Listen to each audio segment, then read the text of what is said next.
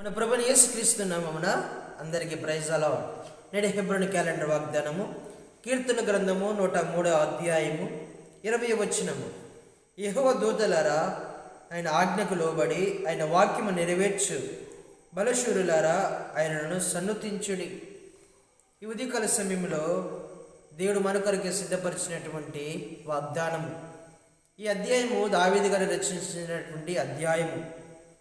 దావీదు గారు దేవుని ఏ విధంగా ఆరాధిస్తూ వచ్చాడో, దావీదు గారి ఎడల దేవుడు చేసినటువంటి ఉపకారములు ఏమిటో ఈ అధ్యాయం చదివితే మనకు అర్థమవుతూ ఉంటుంది. 103వ అధ్యాయము 1వ వచనంలో, నా ప్రాణమా యెహోవాను సన్నుతించుము, నా అంతరంగమునున్న సమస్తమా ఆయన పరిశుద్ధ నామమును సన్నుతించుము. నా ప్రాణమా యెహోవాను సన్నుతించుము, ఆయన చేసిన ఉపకారములలో దేన్ని మరువకము. ఆయన నీ దోషములన్నిటిని క్షమించేవాడు, నీ సంకటములన్నిటిని కుదుర్చేవాడు. సమాధిలో నుండి నీ ప్రాణమును విమోచించుచున్నాడు, కరుణ కటాక్షములను నీకు కిరీటముగా ఉంచుచున్నాడు. పక్షిరాజు యవన వలె నీ యవనము క్రొత్తదగుచున్నట్లు మేలుతో నీ హృదయమును తృప్తిపరచుచున్నాడు. యెహోవా నీతి క్రియలను జరిగించుచు బాధింపబడు వారందరికీ న్యాయము తీర్చును. ఆయన మోషేకు తన మార్గమును తెలియజేసెను, ఇజ్రాయేల్ వంశస్థులకు తన క్రియలను కనపరిచెను.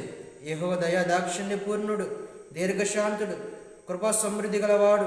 ఆయన ఎల్లప్పుడూ వ్యాజ్యమాడువాడు కాడు, ఆయన నిత్యము కోపించువాడు కాడు. మన పాపం బట్టి మనకు ప్రతీకారం చేయలేదు, మన దోషం బట్టి మనకు ప్రతిఫలం ఇవ్వలేదు. భూమి కంటే ఆకాశము ఎంత ఉన్నతముగా ఉన్నదో ఆయన ఎందు భయభక్తులు గల వారి ఎడల ఆయన కృప అంత అధికముగా ఉన్నది.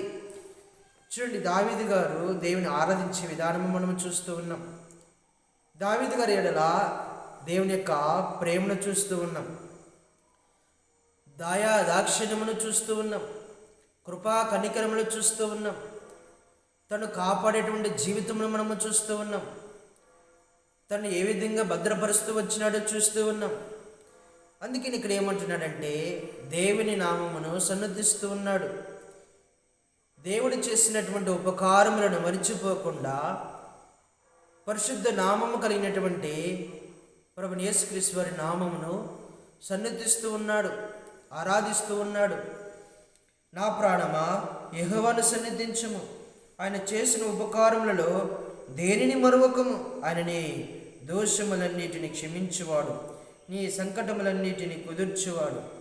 సమాధిలో నుంచి నీ ప్రాణమును విమోచించి ఉన్నాడు. కరుణా కటాక్షములు నీకు తోడుగా ఉంటూ వచ్చాయి. తన ప్రాణముతో అంటున్నటువంటి మాటలు, ఆయన నామమును సన్నుతించాలి, ఆయన పరిశుద్ధ నామమును సన్నుతించాలి. ప్రభుని యేసుక్రీస్తు వారు చేసినటువంటి ఉపకారముల నిమిత్తము దేవుని గణపరచాలి, దేవుని ఆరాధించాలి. సమాధిలో నుంచి తను ఏ విధంగా విమోచిస్తూ వచ్చాడు, తన జీవితమును ఎలాగ మార్చి కృపా కనికరములతో ఎలాగ దావీదును దేవుడు కాపాడుతూ వచ్చాడో ఇక్కడ రాయబడినటువంటి మాటలు మనకు తెలుసు. పక్షిరాజు యవన వలె నీ యవనము క్రొత్తదగుచున్నట్లుగా మేలుతో నీ హృదయమును తృప్తిపరుచుచున్నాను. దినదినము పక్షిరాజు యవనం వలె క్రొత్త ఆయుష్ కాలము, క్రొత్త వాత్సల్యత, కృప కనికరము, దయా దాక్షణ్యము దావీదు గారి ఎడల దేవుడు చూపిస్తూ ఉన్నాడు. అందుకని ఇక్కడ ఈ అధ్యాయము స్తుతించే అధ్యాయముగా, ఆరాధించే అధ్యాయముగా మనము చూస్తూ ఉంటాం. ఇక్కడ ఆయన యందు భయభక్తులు కలిగినటువంటి వారికి ఆయన దాచి ఉంచినటువంటి మేలు, కృప అంత అధికముగా ఉంటుంది. మనము చేస్తున్నటువంటి పాపములకు ప్రతీకారం చేయాలి, మనం చేస్తున్నటువంటి దోషములకు ప్రతీకారం చేయలేదు మన దేవుడు. దావీదు గారి ఎడల చేయలేదు, మన ఎడల కూడా దేవుడు చేయబోడు. కాబట్టి మనము దేవుని నామాన్ని, పరిశుద్ధ నామమును ఎలా ఆరాధించాలో, ఎలా జ్ఞాపకము పెట్టుకోవాలో, ఆయన కృపా కనికరములు ఎలాగ తోడుగా ఉంచుకోవాలో, ఆయన దయా దాక్షిణ్యములు ఎలాగ తోడుగా ఉంచుకోవాలో పదే మనము వాక్యమును ధ్యానించుకుంటూ ఉండాలి.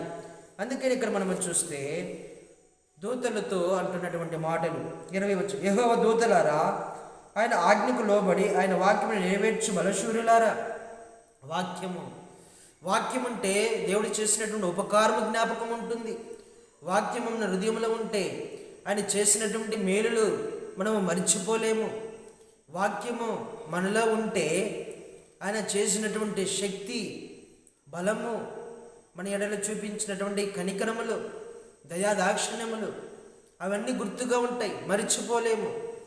ఎప్పుడైతే వాక్యము మనము దూరంగా జీవిస్తూ ఉంటామో వాక్యానికి, అప్పుడు వీటన్నిటిని మర్చిపోతూ ఉంటాము. దేవుడు చేసినటువంటి ఉపకారములు మర్చిపోయే వారముగా ఉంటాం. దేవుడు చేసినటువంటి మేలును మర్చిపోయే వారముగా ఉంటాము. ఎప్పుడైతే వాక్యము మన హృదయంలో ఉంటుందో దాన్ని బట్టి ఆరాధించే వారముగా, స్తుతించే వారముగా ఉంటాం. ఈ అధ్యాయములో ఇజ్రాయేలు పట్ల చేసినటువంటి నిబంధన, దావీదు గారి పట్ల చేసినటువంటి నిబంధన, దూతలు, తర్వాత సేవకులు, తర్వాత పరిచారికులు, తర్వాత సూర్యకార్యములు, ఇజ్రాయేల్ ప్రజల ఎడల చేసినటువంటి నిబంధన, దావీదు గారి ఎడల చేసినటువంటి నిబంధన, దూతలతో, తర్వాత ఆయన సైన్యములతో, పరిచారికులతో, తర్వాత ఏలుచున్న స్థలములన్నిటిలోనున్న ఆయన సర్వకార్యములను ఆయన స్తుతించాలని ఇక్కడ చెబుతూ ఉన్నాడు. చూడండి, 103వ అధ్యాయము 14వ వచనం నుంచి చూస్తే 13వ వచనం నుంచి, తండ్రి తన కుమారుని ఎడల జాలిపడినట్లు యెహోవా తన యందు భయభక్తులు గల వారి ఎడల జాలిపడును. మనము నిర్మింపబడిన రీతి ఆయనకు తెలిసే ఉన్నది. మనము మంచివారమని ఆయన జ్ఞాపకము చేసుకొనుచున్నాడు. నరుడు ఆయువు గడ్డివలె ఉన్నది, అడవి పువ్వు పువ్వునట్లుగా వాడు పుయ్యును. దాని మీద గాలి వీచగా అది లేకపోవును, ఆ మీదట దాని చోటు దాన్ని నెరుగదు. ఆయన నిబంధన గైకొనుచు ఆయన కట్టడను అనుసరించి నడుచుకుని వారి మీద, యెహోవా యందు భయభక్తులు గల వారి మీద ఆయన కృపా యుగములు నిలుచును. ఆయన నీతి వారికి పిల్లల తరమున నిలుచును. యెహోవా ఆకాశమందు తన సింహాసనము స్థిరపరిచి ఉన్నాడు. ఆయన వాటన్నిటిని మీద రాజ్య పరిపాలన చేయుచున్నాడు. యెహోవా దూతలారా, ఆయన ఆజ్ఞకు లోబడి ఆయన వాక్యము నెరవేర్చు బలశూరులారా, ఆయన సన్నుతించుడి. యెహోవా సైన్యములారా, ఆయన చిత్తము నెరవేర్చు ఆయన పరిచారికులారా, మీరందరూ ఆయనను సన్నుతించుడి. యెహోవా ఏలుచుండు స్థలములన్నిటిలోనున్న ఆయన సర్వకార్యములారా, ఆయనను స్తుతించుడి. నా ప్రాణమా యెహోవాను స్తుతించుము. దావీదు గారు రచించినటువంటిది. ఆయన యందు భయభక్తులు కలిగినటువంటి ఎవరైతే ఉంటారో వారి పిల్లలకు యుగాలకు దేవుని కృప తోడుగా ఉంటుంది. తర్వాత దూతలకు, తర్వాత బలశూరులకు, తర్వాత పరిచారకులకు, తర్వాత ఏలుచుండు స్థలములన్నిటిలో ఉన్న కార్యములతో కూడా చెబుతున్నటువంటి మాటలు. ఈ సృష్టి అంతా ఆయనదే. సృష్టిలో ఉన్నటువంటి ప్రతీది ఆయన ఆరాధించవలసిందే, స్తుతించవలసిందే. దూతలకు ఆజ్ఞాపించి పంపించేటువంటి దేవుడు. దూతల కంటే పైగా ఉన్నటువంటి వాడు, దూతల కంటే హెచ్చు కలిగినటువంటి వాడు, దూతల కంటే ఎంతో ఆరాధన కలిగినటువంటి దేవుడు. దూతలు దేవుడు చెప్పినటువంటి మాటకు విధేయత చూపించి దేవుడు చెప్పేటువంటి మాట చెప్పేటువంటివిగా ఉండాలి. మనం చూసుకుంటూ ఉంటాం, ఆదికాండం నుంచి దేవుడు దూతల ద్వారా సమాచారము పంపిస్తూ ఉంటాడు. అబ్రహాము గారికి, లోతు గారికి, అలాగే దూతల ద్వారాగా అనేక రకాలుగా సమాచారము పంపిస్తూ ఉంటాడు.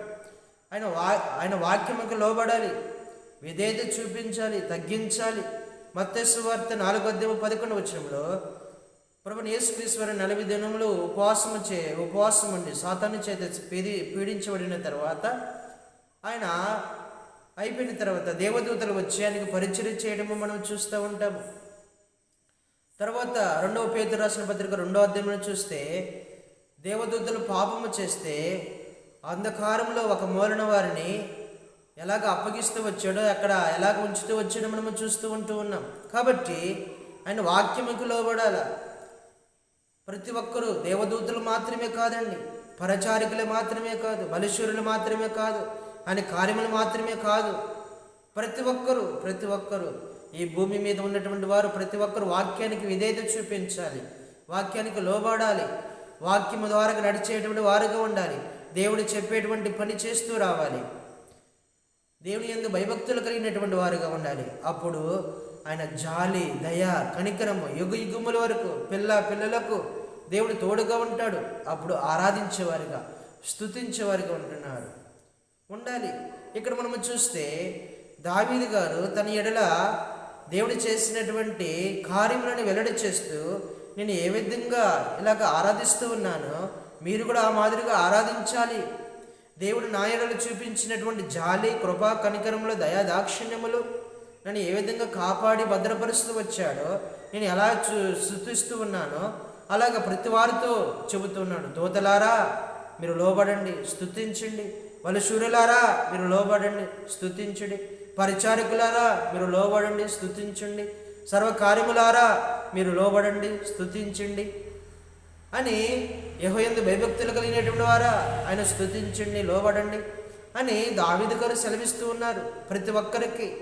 ప్రతి ఒక్కరికి అలాగా తన మాటలను వెల్లడి చేస్తూ ఉన్నాడు. ఈ ఉదయకాల సమయంలో మనము కూడా ఆ విధంగా ఆరాధించే వారముగా ఉండాలి, ఆ విధంగా గణపరిచే వారముగా ఉండాలి, దేవుని యందు భయభక్తులు కలిగినటువంటి వారముగా ఉండాలి. వాక్యానికి విధేయత చూపించి, వాక్యానికి లోబడి ఆయన మాటను నెరవేర్చే వారముగా ఉండాలి. మన ప్రాణములతో మనము చెప్పేవారముగా ఉండాలి. ఆయన చేసినటువంటి ఉపకారములు ఎక్కడి నుంచి వచ్చాము, ఎలాగ విమోచించబడుతూ వచ్చాము, మన పాపములు, మన దోషములు ఎలాగ క్షమించబడుతూ వచ్చాయి, మన మీద ఎలాగ జలి కనికరములు చూపిస్తూ వచ్చాడు, దయాదాక్ష్యములు చూపిస్తూ వచ్చాడు, ఆయన కృపా కనికరము ఎలాగ తోడుగా ఉంటూ వచ్చింది, వాటన్నిటిని మన ప్రాణముతో చెప్పేవారముగా ఉండాలి. మన ప్రాణముతో నా ప్రాణమా యెహోవాను సన్నిధించుము అని చెప్పేవారముగా ఉండాలి. తద్వారాగా మన ద్వారాగా కూడా అనేక మందికి మీరు దేవుని ఆరాధించండి, దేవుని స్తుతించండి, దేవుని గణపరచండి అనే కార్యములు గుర్తెరుగుతూ రండి. మన పాపముల నుంచి, శాపం నుంచి దేవుడు తప్పిస్తూ వచ్చాడు. మీ యందు జాలి కలిగినటువంటి దేవుడు, కృపా కనికరములు కలిగినటువంటి దేవుడు అని మనము కూడా దావీదు గారు మాదిరిగా మనము చెప్పేవారముగా ఉండాలి. అనేక మంది మరిచిపోతూ ఉంటారు. దేవుని యొక్క మార్గములు, దేవుని యొక్క ఉపకారములు, మేలులు మరిచిపోయి, కృతజ్ఞతలు మరిచిపోయి ఆయనను బాధ పెట్టేటువంటి వారుగా ఉంటారు. దావీదు గారు అలాగా అందరికీ చెబుతూ ఉన్నాడు. మనము కూడా అలాగా చెప్పేటువంటి వారముగా ఉండాలి. ప్రతి వారికి మనము వాక్యములు చెప్పి ఆరాధనలోనికి నడిపించే వారముగా ఉండాలి. ఇలాగా మన ఎడల దేవుడు ఉద్దేశించినటువంటి తలంపులు ఎన్నో ఉంటాయి. మనం ఆరాధించాలి, అనేక మందిని ఆరాధికులుగా మార్చాలి. ఉదయకాల సమయంలో దేవుడు మన కొరకు సిద్ధపరిచినటువంటి వాగ్దానము మనము జ్ఞాపకం తెచ్చుకొని ఆరాధించేవారముగా, ఆయన వాక్యముకి విధేయత చూపించేవారముగా, అనేక మందిని తీసుకుని వచ్చేవారముగా, ఆరాధనలోనికి పాలు పొందేటువంటి బిడ్డలుగా మనము కూడా సిద్ధపరిచినటువంటి వారముగా ఉండాలని దేవుడు మనతో మాట్లాడుతూ ఉన్నాడు. ఇలాగ దేవుడు మనందరిని సిద్ధపరిచి నడిపించునుగాక. ప్రార్థన చేసుకుందాం. పరిశుద్ధుడా, ప్రేమగల తండ్రి, మీ దయగల నామని బట్టి వందనాలయ్యా. ఈ ఉదయకాల సమయంలో మాతో మాట్లాడినందుకు వందనాలు. ప్రభు దావీదు గారి ఎడల చేసినటువంటి ఉపకారములను జ్ఞాపకము చేసుకొని ఆరాధిస్తున్నటువంటి వాడుగా ఉన్నాడు. తన ప్రాణముతో చెబుతున్నటువంటి వాడుగా ఉన్నాడు. ప్రభా, దూతలన్నీ ఆరాధిస్తూ రమ్మన్నాడు. బలశూరులు, పరిచారికులు, సర్వకార్యములు ప్రతి వారు ఆరాధించాలని చెలవేస్తూ వచ్చాడు.